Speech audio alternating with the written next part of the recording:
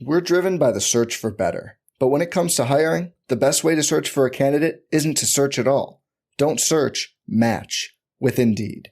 Indeed is your matching and hiring platform with over 350 million global monthly visitors, according to Indeed data, and a matching engine that helps you find quality candidates fast.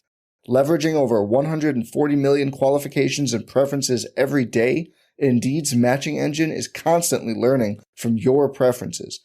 Join more than 3.5 million businesses worldwide that use Indeed to hire great talent fast. And listeners of this show will get a $75 sponsored job credit to get your jobs more visibility at Indeed.com/Blue Wire. Just go to Indeed.com/Blue Wire right now and support our show by saying you heard about Indeed on this podcast.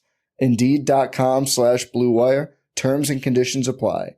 Need to hire? You need Indeed.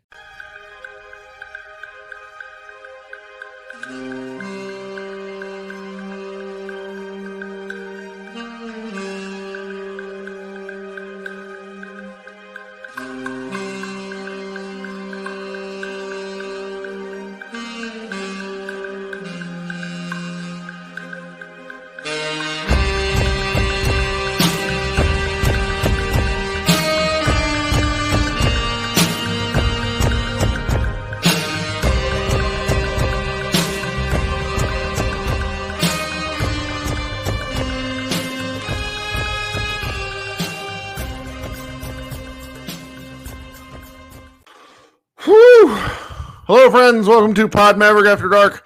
I am Kirk Henderson, joined this afternoon by Mavs Moneyball contributor Matthew Phillips. Matt, how you doing tonight, bub?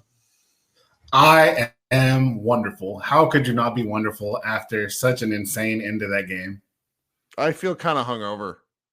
It's just like such a almost like the headache, because it was just like such an insane. It's one of the tensest 3 minutes that I can remember in the kid Kyrie Luka era, because the Mavericks would often shit the bed down the pike almost every time, and before Kyrie joined the team, because the defense wasn't very good. But to have something like that happen is just insane. So the Mavericks, just as a quick summary of the game, Mavericks won 107-105. Okay. We'll talk about the ins and outs of the game. It was a really fun game. It was a really nonsensical game. It was a really 90s basketball game, if we're quite candid. But the Mavericks get up on the Nuggets in the fourth quarter by 13 points. It's 6:50 left in the game. They're up 98 to 85. They proceed to score 4 points over the next 6 minutes and 20 seconds because Jason Kidd lost his goddamn mind. We'll circle back to that. But then after Jamal Murray takes a three-pointer to make it 105-102 with 26 seconds left, Luka answers immediately with an incredible three of his own. Murray misplays the clock with the game tied 105. I think it was Tim Hardaway, of all people, who secured the rebound. Kidd calls a timeout. I think there's under 5 seconds left. Describe the last play for me, Matthew, because I don't think I can do it justice. Okay, so it was Tim that got the rebound, and in true Tim fashion, Tim tried to make a dumb play because he tried to dribble, which would have meant they could not advance the ball. But Luka and Kidd were both manically signaling for a timeout. So God, I didn't even realize that. Which is, it's funny because the ref actually pointed to the side because she said that he dribbled first. I'm not familiar with her name, but the one ref. And so, anyway, so that went on. So they granted them the timeout before the dribble, which was the correct call. They go up, they run the play. As I'm sure many of you are just ready for Luka from the left wing. Yeah, where's Luka going to get the ball running away from the basket? I'm like, this is what we've got going. They run a slight decoy action to pretend that that's the play they're going to run. They run Kyrie. So Luka goes to the left wing. The Nuggets honestly just defend it normally. They don't really overplay it. Kyrie comes, gets the ball at the right wing, extended, takes a couple of dribbles, ends up on a switch around Jokic, and shoots a left-handed running skyhook over a quality contest from a 7-footer from behind the free throw line. So probably like an 18 to 20 footer that is absolutely pure, absolutely cash, just goes in, very clearly was in time. And the Mavs win on one of the most ridiculous shots you will ever see. Just peak happiness as a Mavs fan. Just absolutely everything perfect about that play. Let's watch it together real quick. This is from the Dallas Mavericks Twitter account here. 18 seconds. Maxey inbounds it. Wow. And then he gets destroyed by his teammates. Let's watch it from another angle because we had the one right behind Maxey. We're going to blow this up. Down. Kleber. Oh, man. My feet is dying. Oh, well. It's not working for me. But that was one of the most bananas shots that you'll see in an NBA game. You and I were talking just before the show. I think the Luka step back three over Paul George, I think it was Paul George, and in the bubble was pretty amazing. It was absolutely amazing. Best game winner I'd seen. I think this might be a better game winner. What do you think? That one was over Reggie Jackson, by the way. Okay. Yeah, it was the double bang from Breen. This one's absolutely a better shot because just the degree of difficulty is Luka got basically a clean look on that play. Like, I mean, it was a hard look, obviously, because it's a step back from 30 feet and everything. But Luka basically got a clean look over a guy that's 4 or 5 inches shorter than he is. But in this one, it's against a 7-footer, and that's a good contest from Jokic. And it's left-handed.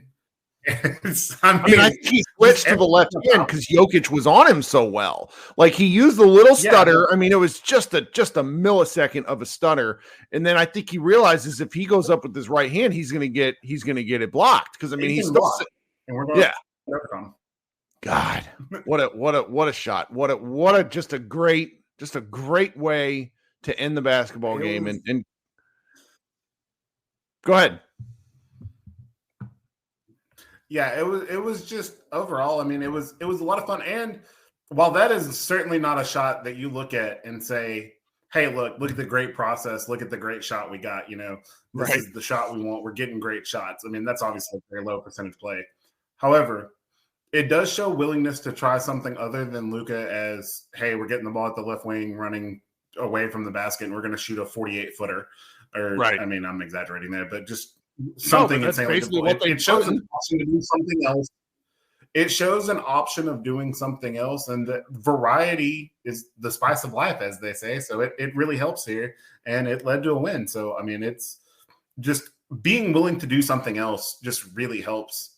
And I mean, I guess we need to talk about the rest of the game. Like, that is sure, the game winner is obviously so how we got there. There's some interesting.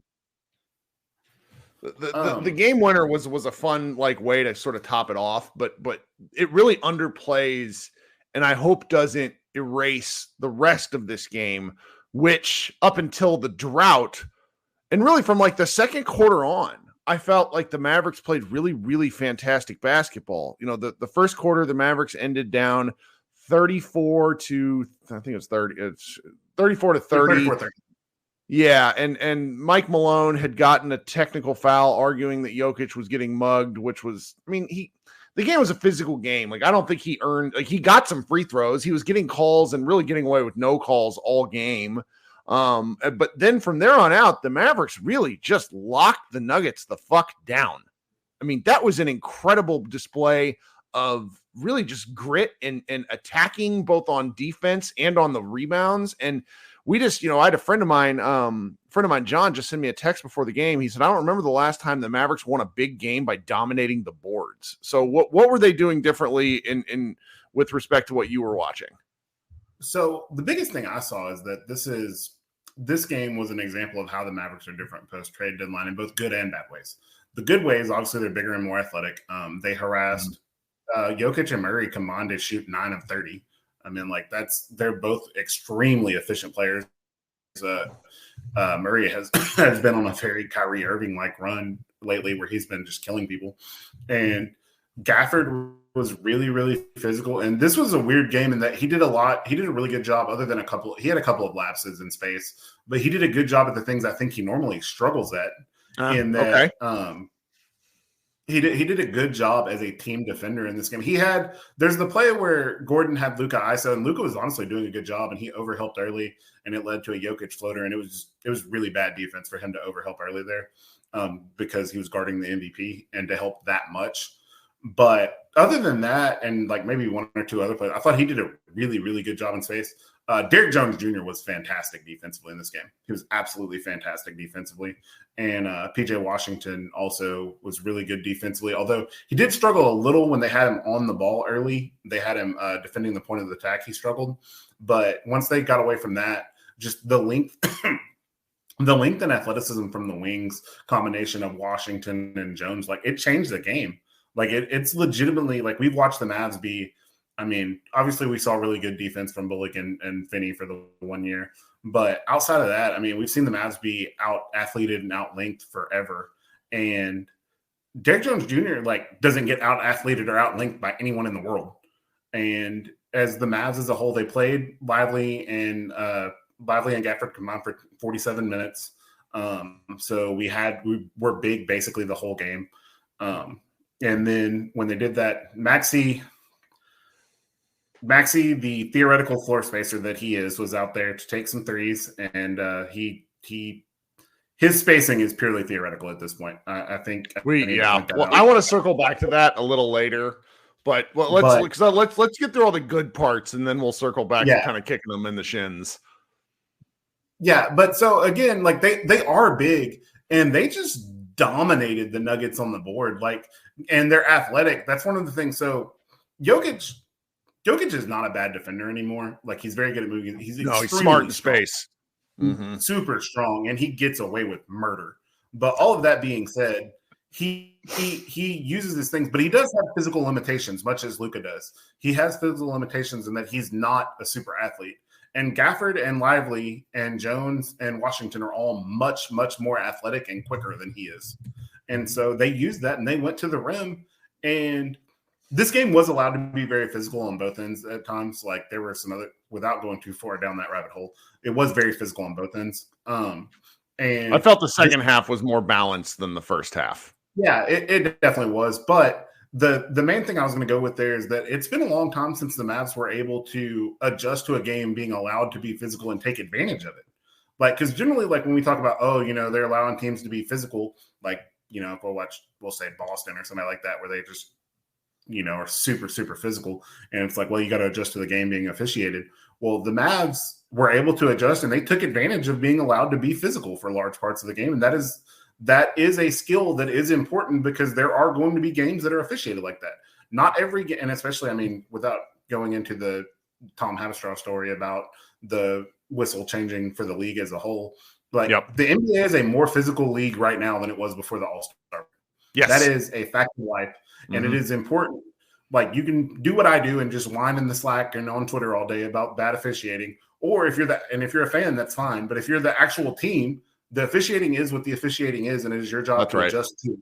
And so this is an important skill for them to do, is they can take advantage of it. And so that is what I will say as far as the positives that I saw from that. Sure. Well, the things that I'm sort of going to hone in on to a degree, and I'm sure you're going to go right about this when you get a chance to do the stats post. The Mavericks won all of the hustle stats. I mean, all of the hustle stats that you care about that are, they won points in the paint, according to NBA.com, 62-38, second chance points, 23-6, fast break points, 19-11. It's basically a toss up between steals, blocks, and turnovers. And here's the line, and Cowboy in the chats noted this in the past two wins, and I think it's important to point out because he's correct. The Mavericks won this game while shooting the three ball like absolute shit. They shot 25% from three. And that's the sort of thing that Kidd in particular has been jonesing for the entire time he has coached this team. Is he wants a team, I think he wants a team to win on grit and grind, and the Mavericks just haven't had the guys for it. Now, I think you can still raise the question some games about whether they have the guys for it. But tonight, or rather this afternoon, the Dallas Mavericks as a team decided to bring it. And the thing that I found myself really kind of in awe of, and you have a better eye for this in game than I do. I need to sometimes watch games 2 and 3 times. I really felt like the Kyrie Luka combo, which tends to get picked on defensively, or mainly, honestly, just because I think they use their energy on offense and they try to save it because it's a long game. I thought the two of them played really active defense. Is that a fair assessment? Yeah, there was a play. It's really early in the game, and it's. I want to clarify, it's not good defense, but I think the Mavs were ahead like 5-3 early. So this is obviously super early. And if you go back and watch it, Aaron Gordon gets a corner three, and Luka he's leaving the paint as Gordon is getting ready for it, and he does his version of a little cornet contest, like they call it the Eclipse D in Boston, where cornet jumps from way away. Luka's never going to get there to contest that shot. Like he's 18 feet away from him, but he does at least jump to disrupt his eye line to the rim, and Gordon misses a shot. Would Gordon have missed the shot if Luka did nothing? It's very possible. It doesn't matter one way or another. What I think that showed, was that Luka was locked in and going to try, and that is the important thing with both Luka and Kyrie, is that they don't have to be great defensively. Like their job, neither one of their jobs is to be an all-world defender. Like that's just not a thing. No, that's not what they're paid for. Yeah. But what they do need to do, and what really, really helps, is especially in big games and important games, are you going to give effort? Are you going to try? Because they're both incredibly smart. They both understand spacing on both ends of the court very, very well. And Luka especially is strong and very long. And there was just, like I said, on that play, like it was a good sign for me early, because there are plenty of times we've all seen it. And I am the champion of Luka's defense is not as bad as everyone thinks it is at times. But that being said, there are plenty of times where in that spot, Luka either does the little Nurkic hand wave where he does like that and just like basically does like people do in pickup games, is like, oh, you're not going to make it, or he's with us or something like that. Or just turns back around and looks for the rebound immediately. Like he took 2 steps and jumped and contested the shot. And so that was to me a good sign that, hey, we're going to be. Who's that big ass center for the who's the big ass center for the Celtics? Is it Cornette? Luke Cornette? Yeah, that's why it's a Cornette contest. Yeah, it's Luke Cornette. So for people who don't know, he's like the third string Celtics center he might as well be Groot from Guardians of the Galaxy. The dude is so tall and his arms are so big, and he actually contests shots, and it really does affect things. It's like sometimes I sort of expect Wemby to start doing that for the Spurs, even though he's in the paint, just like jump with his hands up in the air. It's really distracting. Like and granted, these guys are so skilled, they should be able to make most shots, but it's like, that's what defense is. It's a battle of margins. And sometimes you just need the Mavericks to play a little bit better for things to go a long way. And I thought we saw that tonight. It absolutely. And so we definitely saw that. Like that was, and again, a lot of that is, I thought PJ and Jones were both very, very good defensively. And I thought Exum was solid defensively. This was not one of his better defensive games, strangely enough, but I thought he was solid. He's fine. He always is going to be in the right place and do the right things. I will say to the people in the chat, it's a little much to call Richard Jefferson a scrub. He was a very good player for a while. He was a scrub at the end. He had the best post-championship dunk of the Mavericks era that sadly didn't count for bullshit reasons. You remember? He also had my favorite. Yes, I do. But I also, more like for me, the thing I will always remember about him is hilarious is back when they let one NBA player per team play on the in the celebrity game. He played and he's out like 0 for 5. Like he missed like 5 shots, but he very clearly went out there and said, "I'm going to win the MVP." Of this and every other NBA player that did it played like Luka does in the real All-Star game. And I just remember him just running out there. It was hilarious, but that's one of my funnier moments. But yeah, I mean, like I agree with you that Jefferson says some crazy stuff. All of the commentators say dumb stuff. Sure, because not all of them watch basketball games. That's the dirty secret of commentating. Oh, Michael Wilbon hasn't watched a game in 20 years. I mean, you had Wilbon out there saying, "Oh, give the ball to Tim Hardaway. That's what the Mavs are missing," which makes it super obvious that he hadn't watched the Mavs game in 2 months. It's incredible.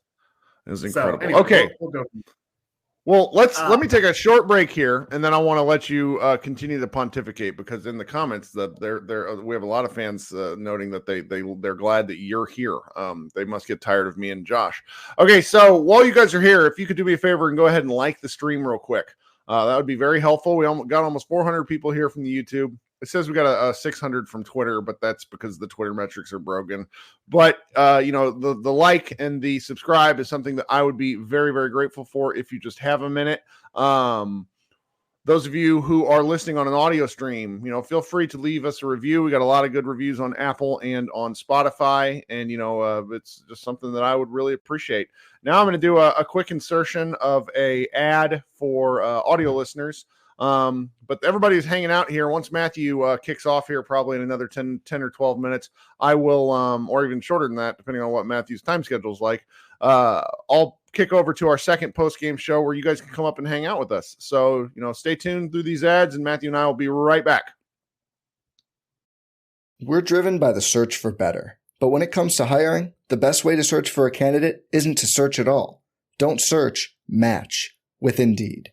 Indeed is your matching and hiring platform with over 350 million global monthly visitors, according to Indeed data, and a matching engine that helps you find quality candidates fast. Leveraging over 140 million qualifications and preferences every day, Indeed's matching engine is constantly learning from your preferences. Join more than 3.5 million businesses worldwide that use Indeed to hire great talent fast. And listeners of this show will get a $75 sponsored job credit to get your jobs more visibility at Indeed.com/Blue Wire. Just go to Indeed.com/Blue Wire right now and support our show by saying you heard about Indeed on this podcast. Indeed.com/Blue Wire. Terms and conditions apply. Need to hire? You need Indeed. Okay, I cut you off mid-sentence. So what else did you want to talk about? The other big thing on this is, if you look at the game, and this is going to it's going to start off with a good thing, but then it's going to transfer to the negative side of the trades. The Nuggets were 12 of 28 from three. The Mavs were 9 of 35. We've been talking about the shooting. The Mavs didn't make a three other than Luka and Kyrie. Luka and Kyrie were 9 for 22. Everybody else was 0 for 13. Which shot was the worst? Was it Dante Exum's airball three that looked like it got caught in a breeze, or Maxi Kleber shooting from the right wing going over the rim but still missing the backboard? We're gonna go with theoretical floor space, or Maxi Kleber's over the rim, you're right, and off the backboard, or not off the backboard. Just it wasn't the greatest. But the point I was gonna go with that is, I've seen a lot of stuff where it's the Mavs are gonna make shots. The Mavs are gonna make shots. I'm not sure that they are. If you look at it, the Mavs starting lineup right now is Luka, Kyrie, Jones, Washington, and Gafford. That's Luka and Kyrie, who are both great shooters, and then three people who can't. It's just, we sit there and it's always fun to be oh, the Mavs will make shots, and we think that because the Mavs have always made shots. But if you look at it, they're not the same players. Gafford's obviously not a floor spacer, and nor does he need to be. He does a very good job of what he's doing. And then you look at it and you're okay, well, PJ is – I think the shot will get better, but I don't think it'll get better until – Not in this season. No, I think that, yeah. Season to go home and fix it. And then Jones was hot early, and he'll make sometimes, but – if your offense, if your game plan is, aside from Luka and Kyrie creating their own threes or threes for each other, if it's my role player, the guy I'm counting on to be my primary shooter is Derrick Jones Jr., you're probably not going to be a great shooting team. And that is an adjustment that they have to make. And they have. Today, one of the things, we give Kidd a lot of crap, and it's deserved for the most part. Tim Hardaway Jr. played 15 minutes. He didn't deserve to play anymore. That's what, yeah. That's the time you want. That is exactly what I want from him. I basically want him to be the old Davis Bertans role, which is you get to come in, you get up your 2 heat check threes, and if they don't go in and you're doing dumb stuff, all right, bud, come have a seat with me. Enjoy these seats that would be extremely expensive if you bought them on StubHub. But since he doesn't, he went in and they played Maxey, I think, because they played Maxey a little too much right now. And I do think it's important to remember when they went to the Western Conference Finals, Maxey broke during that regular season too. Maxey went through a stretch. I don't remember exactly what it was, but I remember writing about it. Maxey he made 4 threes over 25 games. And it was real bad. was like 4 for 45. And then the playoffs came out and he had the game where he made 8 against Utah. And yeah, he hit more. Yeah, he hit more against Utah than he did the entire month of March. I remember that. Yeah, like I just remember that it was crazy. So there is, if you want to have the crazy hope, there is the hope that he turns back into, he changes from theoretical to reality floor spacer Maxey again. Mm-hmm. But right now, I mean, like you just look at it and it's like, okay, well, where are the made shots going to come from aside from Luka and Kyrie? Obviously, your first answer is Tim. I don't enjoy seeing Tim on the court right now. To Brandon in the comments, Maxey's solid defensively. They needed him tonight. Maxey had to play some tonight because Maxey was extra size against Jokic. Like the Mavs did a great job on Jokic. Like it's tempting as a Mavs person to just be like, wow, man, the Mavs were very lucky that Jokic and Murray didn't play well. And there is some of that, but the Mavs also did a good job of making it really hard for them. And part of that is they always had size on Jokic. And there was a play in, I believe it was the third quarter, which the Nuggets ended up making a 3, but they ended up with a switch with Kyrie on Jokic. And then the Mavs did a scram switch with Maxey going to take Jokic and Kyrie going to somebody on the perimeter. I don't remember who. And just in general, like I do understand that tonight it was important to have the extra size available. And because they kept Lively off of Jokic some, because Lively struggled. Lively had a very good statistical game. I think it's 14-8 on like 7 of 8 shooting, despite the fact that he struggled to catch some passes. Like he had like 3 or 4 plays that he should have finished but didn't catch. But he struggled in space, and there is no center in the world that puts you in more of a bind as a big man defending space than Jokic. Like just his ability to pass, his ability to shoot, all that good stuff. And there were several times when Lively and Maxey were in the game where Maxey was guarding Jokic and Lively was guarding either Gordon or just whoever else who's floating. And so I thought, and so if we're, it's hard to be critical because you're playing against the defending champs who are the number 2 seed in the West. But I was dying at how often the second Mavs defender was losing Gordon on the baseline from the dunker spot. That sort of thing was so maddening to watch, but that's the kind of presence that Jokic causes teams to freak out. So I didn't really tweet about it, didn't write about it. It was just kind of like losing my mind at the moment because Jokic is just that good of a player. I will say one of the things, God, I had a good thought and then it left my brain, which is just sort of how these games go. Oh, I know what the thought was. I'm happy that Kidd didn't go small.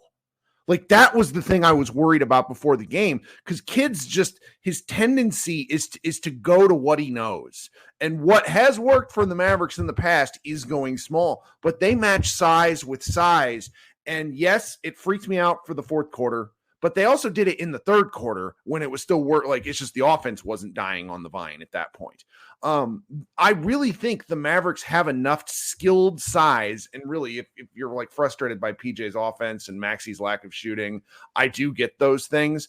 But I am in games like this where the possession count is probably lower. I am more tempted to try to win with size than I am with offense. And just overwhelming firepower. What do you think? I completely agree with that. There's actually a play with PJ in the third quarter where he came out and he got a ball and he had an open 3 on the wing and he didn't take it and he pumped and drove and shot his little floater and he missed his little floater and then he got the rebound and he made a little putback. That is one of the things that I do enjoy is that the Mavs have other options now aside from just keep shooting threes, and if they don't go, you are absolutely insane, Ollie Mavs. You would not rather have Grant than PJ. But but look, when you not PJ, I think he meant more than Maxey. Okay, but yeah, I would not rather have Grant than anyone. But that's neither here nor there. The point I was going with there before I sidetracked myself is he is just a really he has other options, and he is doing so much as far as playing hard, and the playing hard is always going to be there. And for years, it's been so long that every time the Mavs lose, they got good shots. They got to keep taking them. And on nights where they'll be 12 of 49 from three and be like, well, they got good shots. They've just got to take them. It does feel like now they are worse shooting, but they have other ways to make up for that. And I really feel like, I guess the best way that I would sum it up is the Mavs are kind of going with the theory they had around Dirk, which is when Dirk was here, it was Dirk will take care of the offense, all defenders around it. With the Mavs now, the thought appears to be going towards Kyrie and Luka will take care of the offense. We will take care of everybody else will be a defensive player. And that matters. So the big thing they have there is because we've always been it's so important to surround Luka with shooting. It's so important to surround Luka with shooting. And it is because of the spacing it creates for him and because one of his primary talent is creating open looks. So you want to take advantage of those. But the defense is more important than the shooting because Luka can get his whether or not. This was not a particularly great Luka game. He had 37. And it sounds funny to say that because you would think, to match up the two MVP candidates, one of them has 37 and I want to say 11 and 3. It's like, oh yeah, Luka dominated that. And that's why they won. Luka missed a couple free throws late. He had that one possession where he missed a layup and then missed another little 6-footer that he has to make those. That's just a fact of life. That was you and I were arguing in the Slack about this because you go look at the Kyrie and Luka's shooting tonight. They were 21 of 50 from the floor. And these are two guys that have absolutely thrived and frankly dominated on efficiency. And the fact that the Mavericks won this with those two playing less than efficient basketball, it's not a criticism. It's just a statement of fact. And the rest of the Mavericks being so fucking terrible from 3-point range is really kind of insane. But the thing I would say with that is we always focus so much on the Mavs and what affects with them. Warren Sapp used to say the other team gets paid too. It's important to realize. I mean, the Nuggets are the best team in the world. All due respect to the Celtics. All due respect to the Celtics. The Nuggets are the best team in the world. And specifically, they have the Mavs. They're a bad match. It's weird because they're both bad matchups for each other. Yes. We're gonna go super nerd here, but it's kind of like if you did the Pokemon games back in the day, ice and fire type Pokemon were both bad for each other because ice was fire. The fire also melts ice. And so that's where you go from there. And so because the Mavs can put the Nuggets in really, really bad places, but the Nuggets also they're so big because Jokic, Porter Jr. and Gordon that's a huge front line. And especially the way the Mavs weren't playing, they were sagging off. And I think that's part of why Luka and Kyrie were less efficient. But that's just it's like I said, it's a spot where they both put each other in really bad spots because Jokic is a good pick and roll defender, but you don't want him in 1,000 pick and rolls with Kyrie and Luka. And so I also think the Mavs are about to close on a really big run. So it gets real rough. And I think the Mavs are going to close on a run. I think they're pretty clearly going to be the 6th seed. It's got to be the goal, right? Yeah, I think it's 6. They're 2.5 behind the 5th seed. I don't really think they're catching New Orleans, but I think they're going to go on a run. And because the schedule lightens up pretty easily, they have 2 more really hard games. But I think they're going to go on a run. I think they're going to get in the playoffs, and then when they get in the playoffs, you're going to have two of probably. I mean, I'm not going to go into numbers, but 2 of the absolute best shot makers in the world. And long, athletic, rangy guys around them, and that gives them a puncher's chance against anybody. And I think this game was a great example that they can play a playoff-style game and do really well. I think that's right. I do. I think that is right. Okay, it's about a half hour. I think this is pretty good for the coverage of the game. Do you got anything else before I head over to the second show? Nope, that's all I've got. Everybody have a good night and go back and watch the game winner. Being a sports fan is to enjoy the great moments, and this was one of them. Yeah. Oh my God. It just so was. We're working on a post at Mavs Moneyball. I love the reactions to the shot. I love the shot itself. I think they said in the post game that was Kyrie's 2nd game winner.